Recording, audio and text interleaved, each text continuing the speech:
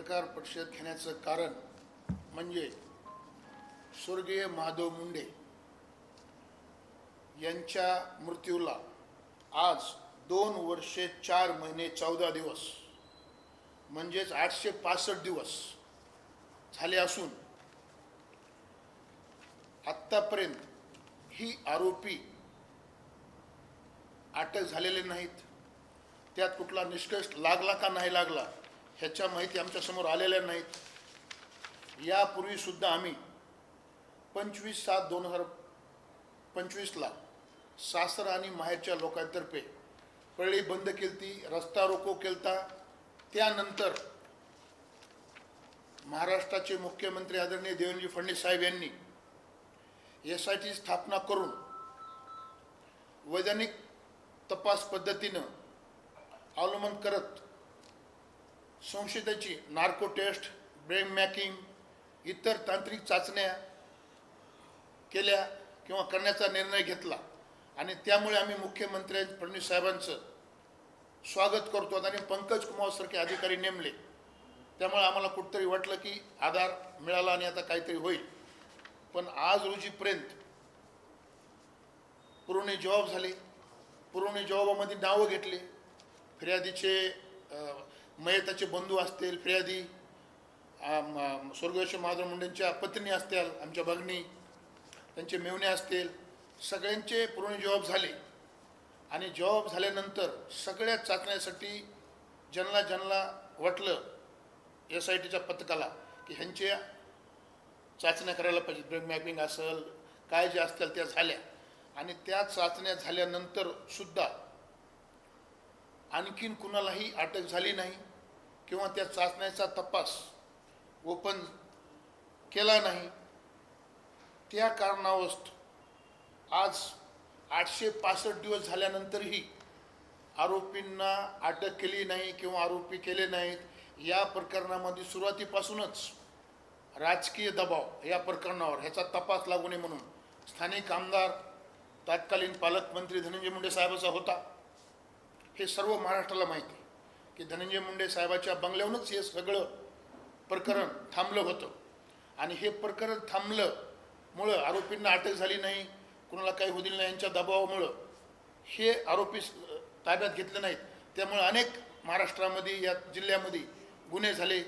Santosh देशमुखांचा murder झाला, त्यानंतर आणखीन बापू आंधळेंचा मर्डर झाला, असे आणखीन प्रकरण झाले। का झाले तर हे प्रकरण स्थानिक आमदार धनंजय मुंडे साहेबांनी दबावाखाली दाबून ठेवलं आणि आरोपी ओपन होऊ दिले नाहीत। आणि का आरोपी होऊ दिले नाहीत ओपन तर ते त्यांचा इन्व्हॉल्व त्यामध्ये होता का असा संशय महाराष्ट्राला आणि आम्हाला होता।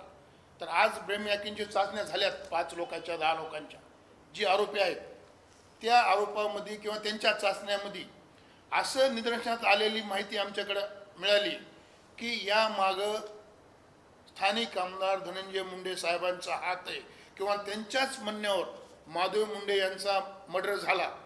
ते काही प्लॉटाचे कारण असतील, ते प्लॉट पुन्हा घेतले का घेतले, ते कार्यकर्ता कुणाचे आहेत, ते माणसं कुणाचे आहेत, हे सगळं आज ज्या 5-10 लोकांच्या 6 लोकांच्या जे ब्रेन मॅपिंग ज्या शेवटच्या चाचण्या झाल्या त्या चाचण्यामध्ये त्या आरोपींनी स्थानिक आमदार धनंजय मुंडे साहेबांचं नाव घेतलं की आम्ही हे मर्डर स्थानिक आमदार धनंजय मुंडे यांच्या सांगण्यावरूनच केलं आहे असं त्या चाचण्यामध्ये आलेलं आहे। तरी पण त्या आरोपींना बी अटक केलं नाही आणि हे जे घडून आणलं स्थानिक आमदारानं त्यांना पण त्यांची पण काही चौकशी झाली नाही। तर आमचं असं म्हणणं आहे की ज्या चाचण्या झाल्या, ज्या चाचण्यामध्ये जे आलं समोर तो अहवाल महाराष्ट्रासमोर ओपन करावा आणि ज्यांच्या सांगण्यावर हे प्रकरण झालंय किंवा घडलंय त्यांना 120B खाली पळीचे स्थानिक आमदार धनंजय मुंडे साहेबांना आरोपी करावा अशी आमची या परिस्थितीत मागणी आहे।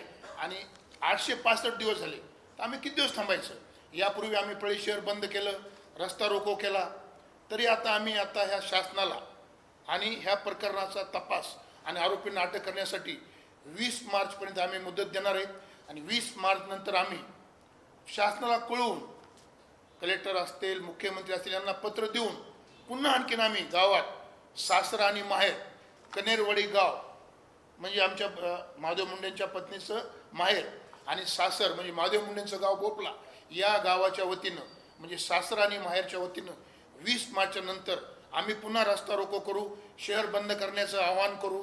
का तर या लोकांपळी शहरात महाराष्ट्रात एकच आहे की महादेव मुंडे खून प्रकरणाचा तपास लागला पाहिजे, आरोपींना अटक झालं पाहिजे. हे प्रकरण पुन्हा घडून आणलं, हे प्रकरण कुणाच्या म्हणण्यावर आलं. हे ब्रेन मॅकिंगच्या चाचण्या आहेत, ज्या चाचण्या झाल्या त्या चाचण्यामध्ये काय काय आलं हे सर्वसामान्य लोकांसमोर ओपन करावं असं महाराष्ट्राची आणि आमची आणि पळीच्या जनतेची इच्छा आहे की यामध्ये कुणं काय काय केलं हे महत्त्वाचं आहे. का तर एक माणूस त्याचा मर्डर पळीत तहसीलच्या समोर माणसामध्ये संध्याकाळी 8-9च्या टायमाला होतो आणि त्या माणसांना मारलेले आरोपीच सापडत नाहीत, त्या आरोपीचा तपास होऊ देत नाहीत. ते कसा दबाव टाकला स्थानिक आमदारांना त्या टायमाला तपास होणे म्हणून, आणि तो तपास थांबल्यामुळं महादेव मुंडेंच्या आरोपीला जर तात्काळ अटक केलं असतं तर पुढचे बापू आंधळे प्रकरण आणि संतोष देशमुख प्रकरण हे झालं नसतं असं आमचं आज ठाम मत आहे. आणि आज तुम्ही का चाचण्या ओपन करत नाहीत? जेवढ्या लोकांना तुम्ही 300 लोक तपासले म्हणतायत, SIT प्रमुखांना माझी विनंती आहे, SIT तपास अधिकाऱ्यांना तुमच्या समोर जे जे आले आहे त्या लोकांना तुम्ही तात्काळ अटक करा आणि हे कुणं घडवलं, हे कुणं करायला लावलं त्यांच्या जबाबामध्ये आलेलं आहे.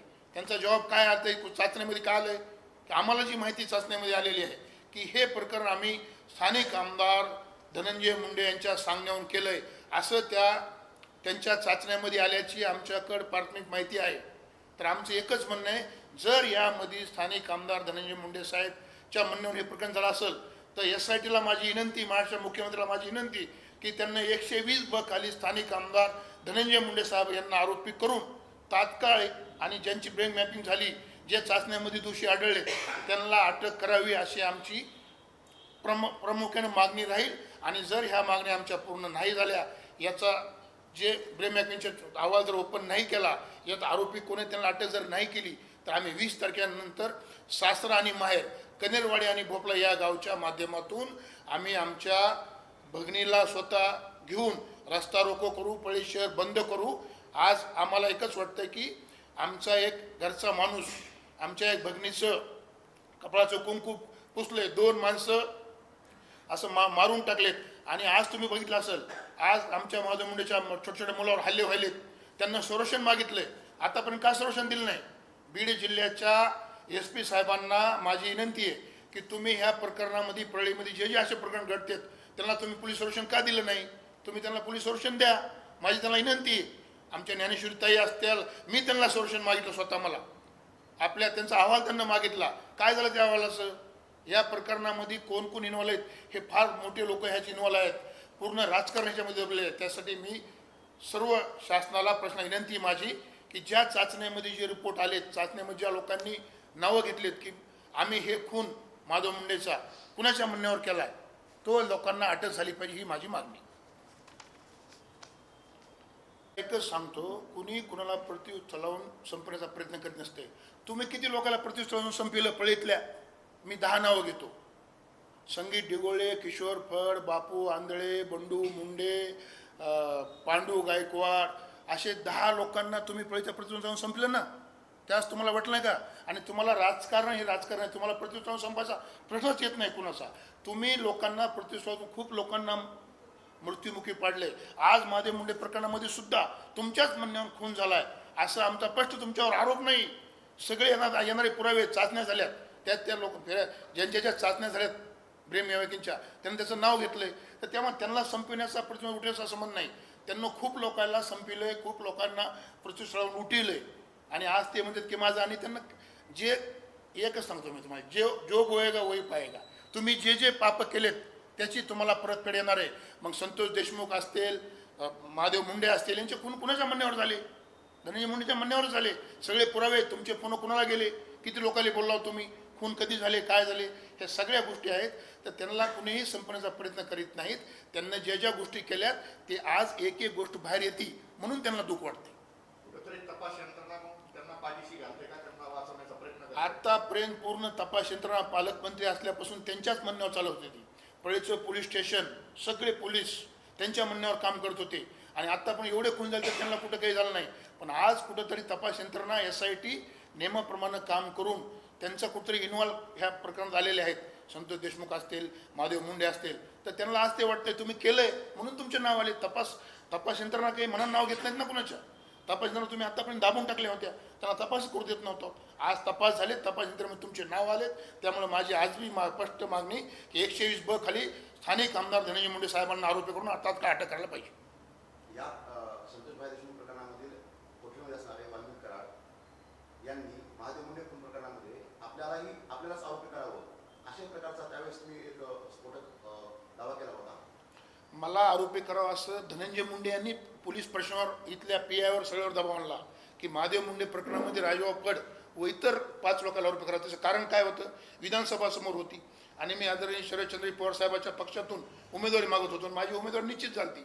त्यांना कुठंतरी मला उभा टाकू द्यायचं नव्हतं, म्हणून मला या प्रकरणात आरोपी करावा असं धनंजय मुंडे यांचं मत होतं. आणि मी तुम्हाला सांगतो, संतोष देशमुख प्रकरणात सुद्धा जर ब्रॅम मार्किंग चाचण्या केल्या आरोपींच्या, तर तो सुद्धा मर्डर धनंजय मुंडेनेच घडून आणलाय, असंच पुढे येणार आहे.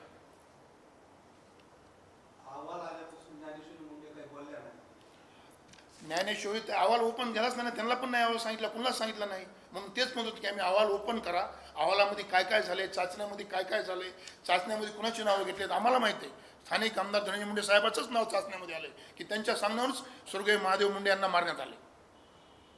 अधिपतीच्या दाखल्यावरून तहसीलदार मुंडे यांना सापळा रचत ACBने अटक केली होती, त्यावेळेस कारवाई केली. आता ती एवढी मोठी कारवाई झाली असताना देखील परळी तहसीलमध्ये सध्या रंगाना सुरूच आहे. फेरसाठी म्हणा किंवा रजिस्ट्रीसाठी 1000-15,000 रुपये उकाळल्या जात आहेत. कुणी तलाठी उकळत आहे, मंडळाधिकारी. परळी तहसीलमध्ये चाललेला भोंगळ कारभाराबद्दल विषय काय चालू विषय चालला महादेव मुंडे मुंबईचा विषय चालून दुसरा तहसीलमध्ये आला. परळी तहसीलमध्ये चाललेला जो प्रकार आहे, तो प्रकारामध्ये आम्ही ऑलरेडी तहसीलला पत्र दिलं आहे. स्थानिक मंत्री बावनकुळे साहेबांना पत्र दिलं आहे की इथं ऑनलाईन जरी रजिस्टर झाल्या तरी तो फेर लावण्यासाठी तलाठी 15,000 रुपये मागतो, मंडळाधिकारी 10,000 रुपये मागतो आणि निलंबित तहसीलदार मुंडे साहेब हे 25,000 रुपये घेत होते. या परळीच्या तहसीलमध्ये अनेक गायरातून मुरुम 100 कोटी रुपयाची सरकारची रॉयल्टी न भरता निलंबित तहसीलदार साहेबांनीच त्याच्यामध्ये पैसे स्वतःचं पोट भरून घेतलं आणि शासनाला रॉयल्टी भरली नाही. तर मी ते पण विनंती करतो की महसूल मंत्री बावनकुळे साहेबांना मी त्यांना ऑलरेडी पत्र दिलं आहे माझं की तुम्ही इथलं ड्रोननं ते मापं घ्या, कुठं कोणत्या मुरुम निघाला आहे आणि ती मुरुमाची रॉयल्टी शासनाला का भरण्यात आली नाही. हे 100 कोटी रुपयाचा घोटाळा तात्कालीन निलंबित तहसीलदार लाचखोर मुंडे साहेबांनी केलेला आहे. आणि आज बी तहसीलमध्ये कुठलंही नाव लागण्यासाठी पैसे द्यावं लागतात. मग ते मंडळाधिकारी असतील, तलाठी असतील, तहसीलचे कर्मचारी असतील, पैसा घेतल्याशिवाय कुठलंही काम होत नाही. आता कसं असलं, स्थानिक आमदारच पैसे खाणारा माणूस त्यामुळे सगळी यंत्रणा इथली भ्रष्टाचार झालेली आहे.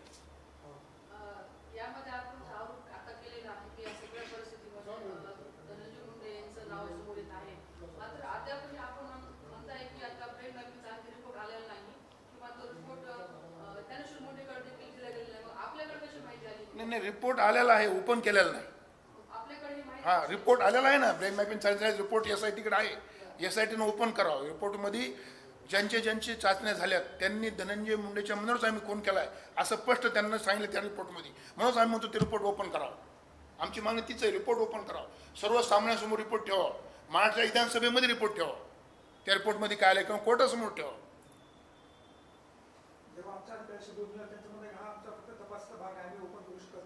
नाही, तपासाचा भागाचा किती दिवस तपास करणार तुम्ही? 864 दिवस 864 दिवस झालेत आज महादेव मुंडेंना मरून. मग 864 दिवसात तुम्ही तपास लागत नाही, तुम्ही आरोपीला अटक करत नाहीत, कुठलाही तपास आम्ही ओपन करू म्हणू शकत नाहीत. मग त्या काय उपयोग आहे SITचा?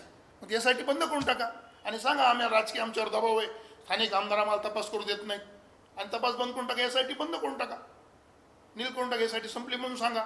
865 दिवसात जर तपास लागत नाही तर कोणती SIT काय करते? SIT म्हणजे राजकारणापुढे कुठेही SIT राजकीय दबावापुढे आणि स्थानिक आमदाराचं एवढं प्रेशर आहे, SIT सुद्धा रिपोर्ट ओपन करू देत नाहीत, SIT तपास करू देत नाहीत. हे कुठेतरी थांबलं पाहिजे. या प्रकरणात न्याय मिळावा अशी परळी करायसहित बीड जिल्ह्याची इच्छा आहे. या तपास हे जे SITमध्ये झालंय तो जनतेसमोर ठेवा.